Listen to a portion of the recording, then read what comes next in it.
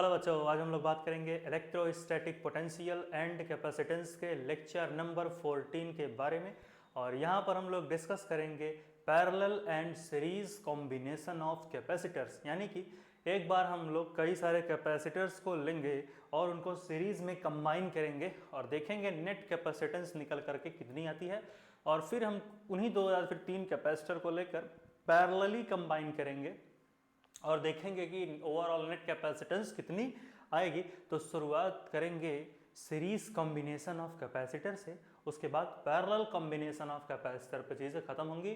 तो शुरुआत करते हैं इस बहुत ही खूबसूरत से lecture parallel and series combination of capacitors. तो देख लेते हैं हम लोग को आखिर क्या क्या यहाँ पर टॉपिक्स पढ़ने रहेंगे। तो वही सबसे पहला कि भाई सीरीज कॉम्बिनेशन कैसे कर सकते हैं कैपेसिटर का, ठीक है, कॉम्बिनेशन।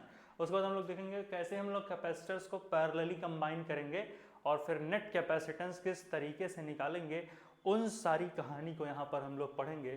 तो उम्मीद है शुरुआत कर सकते हैं भाई, शुरू करते हैं अपने लेक्चर को सीरीज कॉम्बिनेशन ऑफ कैपेसिटर से, ठीक है।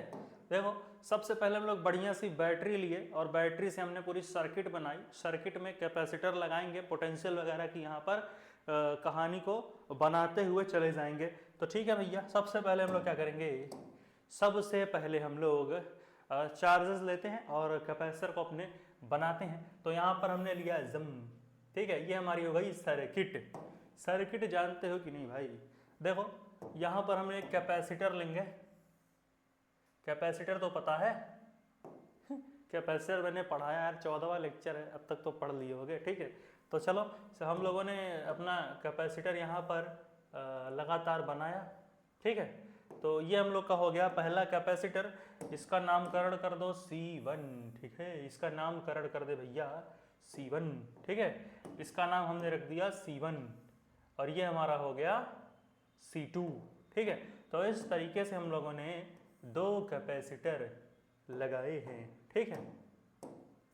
इस तरीके से हम लोगों ने पूरी जगह तो कैपेसिटर ही खा गया, बचेगा। चलो हाँ, अब वही कि हमने कैपेसिटर को बैटरी या फिर बोल सकते हो सेल से कनेक्ट किया होगा, तो सेल बना लेते हैं अपनी, ठीक है।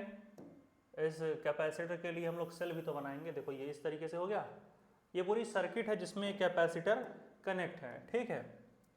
देखो अब यहाँ से लाओगे एक सेल, ठीक है, ये रही सेल की पॉजिटिव वाली टर्मिनल, ठीक है, ठीक है। लंबी वाली टर्मिनल हमेशा क्या होती है, पॉजिटिव होती है।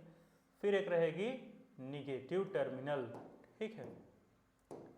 और यहाँ से ले जाओ एक ये, ठीक। चलो उम्मीद है हाँ डायग्राम थोड़ा ठीक ही है। ये देखो ये हम लोग की है, ये है पॉजिटिव टर्मिनल, ये है निगेटिव टर्मिनल, ठीक है। सेल से हमने सर्किट बनाई, सर्किट में दो कैपेसिटर लेके रखे हैं। एक कैपेसिटर का कैपेसिटेंस हमने मान लिया है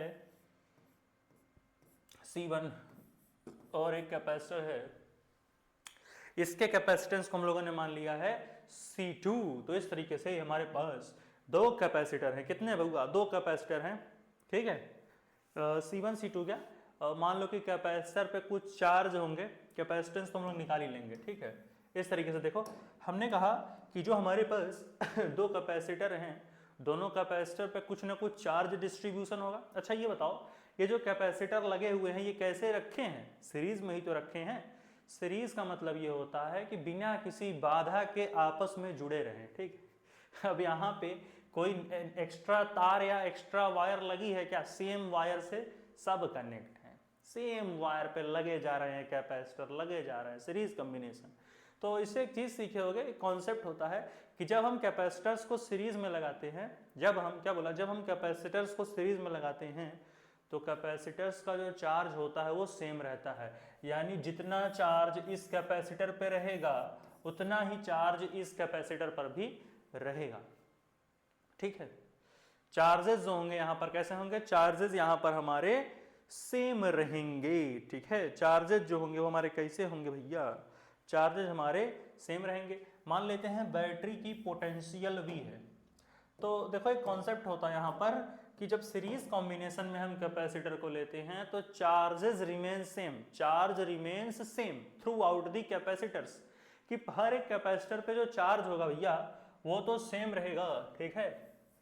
चार्ज जो रहेगा, नोट कर लेना भाई, इसे नोट कर ले, चार्ज जो रहेगा वो हमेशा सेम रहेगा ठीक है। हमारा चार्ज कैसा रहेगा, चार्ज अच्छा रहेगा, खूबसूरत रहेगा, ठीक है। चार्ज हमारा सेम रहेगा, पोटेंशियल अलग अलग होगी। पोटेंशियल जो होती है जिसे हम बोलते हैं V, ठीक है, जो पोटेंशियल होगी वो तो लगातार चेंज होगी, ठीक है। जो पोटेंशियल होगी वो लगातार चेंज होगी, ये तो तय है, ठीक है। तो चलो हम लोग कैपेसिटर का फॉर्मूला जानते हैं, क्या पढ़े थे बताओ, सोच के बताओ। पहले दो चीजें देख लो, ये कि चार्ज हमारा सेम रहेगा और पोटेंशियल हमारी अलग अलग रहेगी। यानी कि अगर हम नेट पोटेंशियल निकालना चाहें तो क्या होगा, V बराबर V1 प्लस V2, यानी पहले कैपेसिटर पे जो पोटेंशियल है और जो दूसरे कैपेसिटर पे पोटेंशियल है उन दोनों का सम करोगे तो सेल की पोटेंशियल के बराबर ही तो आएगा, जो कि V है। तो V बराबर क्या होता है, V1 प्लस V2। अब एक फॉर्मूला हम लोगों ने पढ़ा था कि V इक्वल टू क्या होता है, बोल भाई जोर से बोल, V equal to Q by C, यही तो होता है। V इक्वल टू क्या होता है, V इक्वल टू होता है हमारा Q अपॉन C। यानी अगर किसी कैपेसिटर पे पोटेंशियल निकालना है तो जितनी चार्ज कैपेसिटर पे फ्लो हो रही उसको डिवाइड कर दो नेट कैपेसिटेंस से, उस कैपेसिटर के कैपेसिटेंस से डिवाइड कर दो तो पोटेंशियल निकल करके आ जाती है। तो उसी तरीके से हम लोग यहाँ पर भी फॉर्मूला निकालेंगे। तो V क्या है, नेट पोटेंशियल है, तो पोटेंशियल का फॉर्मूला क्या है, हमारा जो चार्ज है वो तो सब पे सेम है तो Q, और C क्या है, कैपेसिटेंस है, तो हमें सब का कैपेसिटेंस, ये बैटरी की पोटेंशियल है, सेल की पोटेंशियल है, तो इसके लिए तो ओवरऑल कैपेसिटेंस लोगे। तो यहाँ पे क्या लिखोगे भैया, यहाँ पे लिखोगे C इक्विवेलेंट इक्वल टू क्या लिखोगे, Q बाई C ही। तो V1 के लिए क्या होगा, पहले चार्ज के लिए तो Q C1 मान लो, यहाँ का capacitance Q by C1, plus V2 के लिए क्या करोगे, वही Q, चार्ज तो सेम फ्लो होगी दूसरे वाले कैपेसिटर पर भी, तो Q बाई C2। दिख रहा है कि नहीं, हाँ दिख रहा है, बिल्कुल दिख रहा है, ठीक है तो यहाँ पर क्या हुआ, हमारी ये आ गई नेट पोटेंशियल, ठीक है। तो क्या हो जाएगा, यहाँ पे हो जाएगा Q बाई C इक्विवेलेंट, यहाँ पे हो जाएगा Q by C equivalent equal to Q by C1 plus Q by C2 हो जाएगा। सिंपल सी कहानी है, इसमें कोई शक है क्या, ऐसी ही कहानी बनेगी। अब एक चीज देखो अगर ध्यान से, तो Q Q Q तीनों आपस में मर जाएंगे कटपिट के, भैया सेम वैल्यू है, तो मारो Q को Q Q Q Q को Q मार दिया, हाँ ठीक है। तो Q हमने जो है खत्म कर दिया, तो Q से Q सारे खत्म हो गए, तो बचा क्या, 1 by C equivalent equal to 1 by C1 plus 1 by C2। तो यहाँ पर जो नेट कैपेसिटेंस का फार्मूला आया सीरीज कॉम्बिनेशन के लिए वो कितना आ गया, 1 by C equivalent equal to 1 by C1 plus 1 by C2 आ गया। क्या गया, लिख लो यहाँ पर 1 बाई C इक्विवेलेंट बराबर 1 by C1 plus 1 by C2, ये आएगा हमारा फॉर्मूला जब हमारे कैपेसिटर सीरीज में कंबाइन हो। अब इसे नोट कर लो, तो हम लोग आगे पैरेलल कॉम्बिनेशन की बातें करेंगे अब, ठीक है। तो जल्दी से भाई इसे नोट करो, तो हम लोग पैरेलल कॉम्बिनेशन की बातें करेंगे और देखेंगे आखिर वहां पर क्या क्या कहानियां बनेंगी। चलो नोट कर लिया भाई, हटाया जाए, 1 2 3 4 पॉज करके नोट कर भाई। हो गया क्या, हो गया हो गया हो गया हो गया, हटाया जाए। चलो तो हम लोग आगे की कहानी को शुरुआत करते हैं, हटा रहा हूं इसे। आ जाते हैं अपने लास्ट टॉपिक पे जो कि होगा पैरेलल कॉम्बिनेशन, ठीक है। तो अब हम यहां पर देखेंगे पैरेलल कॉम्बिनेशन। चलो बनाओ बढ़िया से, 2 कैपेसिटर लेंगे और दोनों को पैरेलल में कंबाइन करेंगे। कैसे कंबाइन करेंगे भैया, पैरेलल में कंबाइन करेंगे, ठीक है। तो इस तरीके से हम लोगों ने इसे पैरेलल में कंबाइन किया है 2 कैपेसिटर्स को, ठीक है। तो भैया बनाओ बढ़िया से, और क्या बताया जाए, बनाओ, ये आओ ऐसे, देखो ये हो गया, ठीक है। फिर यहां से आओगे जुम जुम जुम जुम जुम, ठीक है। अब यहां पर भी एक कैपेसिटर वगैरह कनेक्ट करो, ठीक है। कर लो कंबाइन दो कैपेसिटर वगैरह, ठीक है बेटा। तो इस तरीके से देख रहे हो, एक हमने C1 लिया, एक हमने क्या लिया है बताओ, एक हमने लिया है C2, ठीक है। जुम जुम, हाँ ठीक है, ठीक है चलो। अब वही सेल वेल बना लो, यहाँ से मान लो एक पॉजिटिव टर्मिनल निकल रही है, ठीक है बेटा, और यहाँ से एक निगेटिव टर्मिनल निकल रही है। समझ में आया कि नहीं? इसे मान लो भाई ये है, इसका कैपेसिटेंस है C1 और इसको मान लो C2, और पॉजिटिव निगेटिव तो दिख ही रहा है, ठीक है। अब देखो भाई ये पैरेलल कॉम्बिनेशन है कैपेसिटर्स का, और एक चीज नोट कर लो, जहां पर, ठीक है, जहां पर कैपेसिटर्स पैरेलल में कंबाइन होते हैं, सीधी सी बात है भाई, जहां पे कैपेसिटर्स, क्या बोला, जहां पे कैपेसिटर्स पैरेलल में कंबाइन हो, वहां पर हर एक, ध्यान से, हर एक कैपेसिटर का जो पोटेंशियल होता है वो सेम होता है, यानी यहां पर जो पोटेंशियल होगी वो हमेशा सेम रहेगी, जिसे हम बोलेंगे V। तो यहां पर जो हमारी नेट पोटेंशियल होगी वो हमेशा कैसी रहेगी भाई, जो हमारी नेट पोटेंशियल होगी वो हमेशा सेम रहेगी, ठीक है। चलो तो यहाँ नोट कर लो भाई, कहाँ लिखूं कहाँ लिखूं, कहाँ, यहाँ लिख लो, यहाँ पर, हाँ, जो हमारी पोटेंशियल, जिसको हम क्या बोलते हैं, V बोलते हैं, क्या बोलते हैं, V बोलते हैं, ठीक है। तो यहाँ पर जो पोटेंशियल होगी वो सदैव सेम रहेगी, हमेशा के लिए सेम रहेगी, इसमें कोई दिक्कत है क्या? जो पोटेंशियल होगी यहाँ पर वो हमेशा सेम रहेगी भैया, पोटेंशियल यानी कि जो V है वो हमेशा बेटा सेम रहती है। जो चार्जेस हैं वो अलग हो सकते हैं, हर कैपेसिटर का जो चार्ज रहेगा, हर कैपेसिटर के ऊपर का चार्ज अलग रहेगा, ठीक है। तो जो हमारा चार्ज होता है जिसे हम बोलते हैं कैपिटल Q, वो बदलता रहेगा, चार्ज वेरी करेगा भैया, ये होता है पैरेलल कॉम्बिनेशन, ठीक है। तो ये थोड़ी सी चीजें होती हैं जो मतलब फर्क सी लगती है, लेकिन अब ऐसा है तो है, ठीक है। तो इस तरीके से अब हम अपने फॉर्मूले पर आएंगे, ध्यान से एक बार देख लो, पोटेंशियल सेम रहेगी, चार्ज चेंज होता रहेगा, ठीक है। अब देखो भाई जो नेट चार्ज होगा, जो नेट चार्ज होगा वो तो बदलेगा ही। अब जैसे मान लो, ठीक है, अब जैसे हमने कहा कि देखो पॉजिटिव है, ठीक है, तो इस तरफ पूरा पॉजिटिव पॉजिटिव चार्ज हो जाएगा, ठीक है। इस तरफ जो हमारी चार्जेस होंगे, देखो यहाँ पर, इसको हटाऊं थोड़ा, क्या देखो यहाँ पर क्या होगा, इस साइड पूरी पॉजिटिव पॉजिटिव, इस साइड पूरी, दोनों पैरेलल प्लेट कैपेसिटर्स हैं, निगेटिव निगेटिव, ठीक है।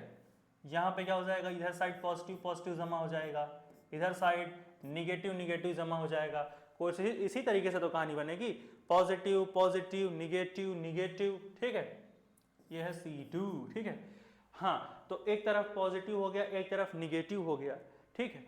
मतलब कि चार्जेस जो हैं अलग अलग फ्लो हो रहे हैं हर कैपेसिटर में, तो ठीक है।